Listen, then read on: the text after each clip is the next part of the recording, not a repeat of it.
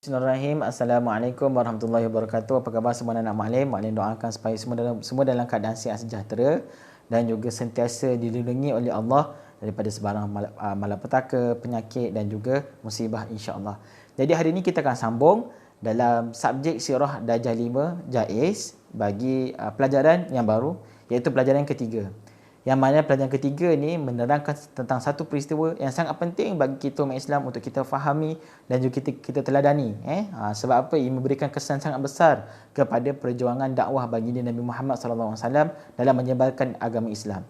Baik, iaitu perjanjian tentang perjanjian Hudaibiyah. Baik, kita pernah dengar kan apakah perjanjian Hudaibiyah ni. Jadi insya-Allah hari ini kita akan sama-sama cuba teladani dan juga kita fahami dengan baik. Di akhir pembelajaran hari ini, kita akan dapat apa? Pertamanya, kita boleh fahami sebab-sebab berlakunya perjanjian Hudaibiyah. Kenapa berlaku perjanjian Hudaibiyah? Apakah peristiwa yang menyebabkan berlakunya perjanjian Hudaibiyah? Itu yang pertama. Yang kedua, kita dapat fahami apa isi kandungan perjanjian Hudaibiyah. Apakah yang telah dipersetujui dalam perjanjian yang dilakukan. Dan yang ketiga adalah apakah kesan-kesan perjanjian Hudaibiyah selepasnya kita tanda tangan perjanjian tersebut.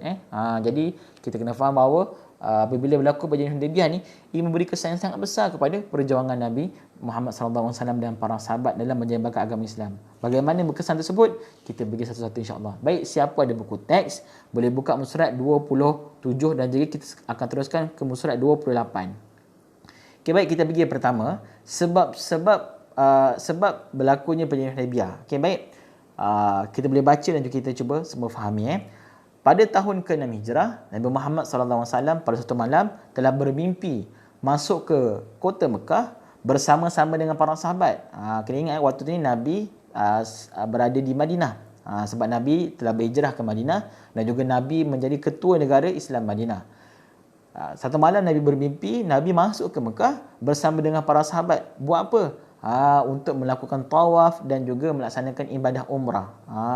Jadi waktu itu Nabi bermimpi, Nabi pun sampaikan mimpi, cerita tentang mimpi tersebut kepada para sahabat.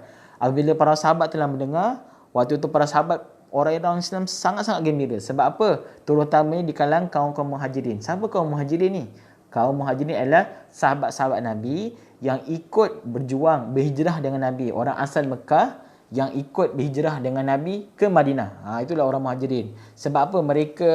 Mereka ni dah lama tak pulang ke kampung. Okay? Bila mereka berhijrah ke Mekah, ke Madinah, mereka tinggalkan segala-galanya. Tinggalkan barang, tinggalkan harta benda, tinggalkan keluarga, semata-mata ni ikut Nabi, berjuang dengan Nabi, menyebarkan agama Islam di Madinah. Jadi waktu itu mereka sangat seronok lah. Pertama dia dapat laksanakan ibadah umrah. Yang kedua dapat kembali ke kampung halaman mereka, berjumpa dengan ahli keluarga mereka, kaum kerabat dan sebagainya. Jadi waktu itu pada bulan Zulkaidah tahun ke-6 Hijrah. Kena ingat bulan Zulkaidah tahun ke-6 Hijrah, Nabi Muhammad SAW keluar bersama dengan berapa orang? 1,500 orang orang Islam, sahabat, menuju ke Mekah. Jadi waktu itu mereka menuju ke Mekah untuk apa? Mereka waktu itu bawa senjata. Mereka membawa senjata. Tapi senjata dibawa tu adalah pedang-pedang sahaja yang dia dimasukkan ke dalam sarungnya. Tapi pedang-pedang tersebut dibawa bukan untuk berperang. Kena ingat kat sini.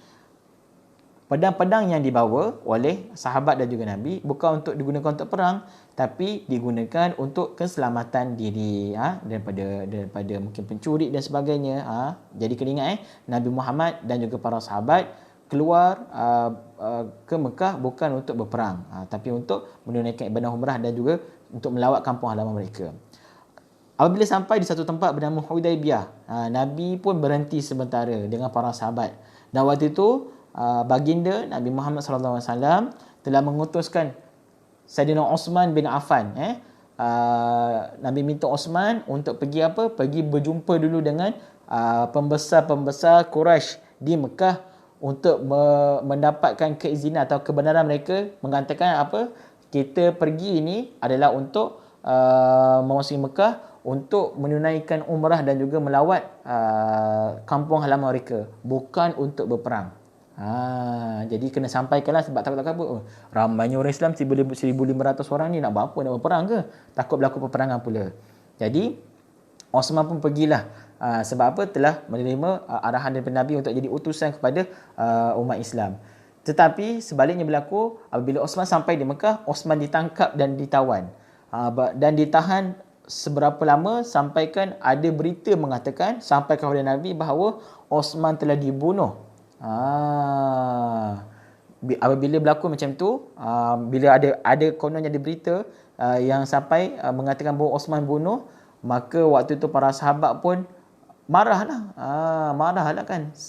Kita hantar Osman untuk menceritakan hal sebenar yang berlaku, iaitu kita datang bukan untuk berperang.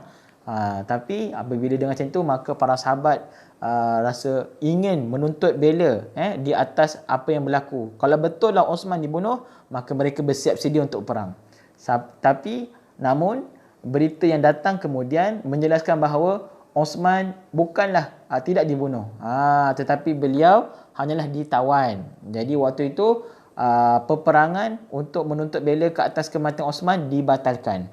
Jadi waktu tu mereka tak jadi berperang lah, sebab bukan Osman tidak dibunuh, tapi hanyalah ditawan. Kemudian apa jadi lepas tu? Sepatutnya orang Islam dia nak pergi juga ke Mekah untuk menunaikan umrah dan sebagainya. Tapi bila istiwa ini berlaku, maka waktu itu orang Quraisy menghantar seorang utusan. Tak silap nama dia Suhail. Dia waktu ni belum Islam lagi. Bila Suhail ni datang berjumpa dengan Nabi untuk berbincang dan menjelaskan apa yang berlaku, maka Nabi pun terangkanlah kepada wakil Quraisy tersebut bahawa kami datang ni bukan untuk berperang. Kami datang ni untuk menunaikan ibadah umrah dan juga untuk melawat kampung halaman kami balik. Waktu tu lantas itu mereka berbincang, makalah terjadilah perjanjian Hudaibiyah. Daripada peristiwa inilah kita dapat faham bahawa berlakunya perjanjian Hudaibiyah ni bermula daripada peristiwa ini. Okey. Jadi apakah yang dijanjikan dalam perjanjian Hudaibiyah? Apakah intipati dia? Kalau kita nak pergi lebih lanjut, kita boleh buka muka surat seterusnya, buku surat yang ke-30. Siapa ada buku tak boleh buka surat 30, antara intipati isi perjanjian Hudaibiyah. Apakah yang dibincangkan dan dipersetujui? Kita boleh baca sama-sama. Yang pertama, perjanjian yang dilakukan adalah untuk mengadakan gencatan senjata. Gencatan senjata selama 10 tahun. Maksud apa gencatan senjata ni? Maksud apa? Mereka tidak boleh berperang antara satu sama lain selama 10 tahun. Gencatan senjata ni kena sekatlah senjata, tak boleh angkat senjata. Tidak boleh berperang selama 10 tahun. Itu yang pertama.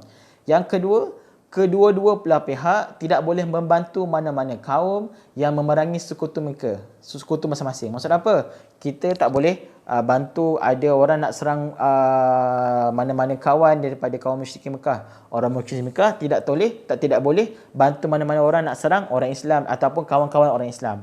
Itu perjanjian dia. Maksud apa? Tak boleh bantu pun orang lain nak perang. Itu yang kedua. Yang ketiga, kena dengar elok nanti di akhir penerangan ni mereka terangkan sedikit berkenaan dengan isi perjanjian ni.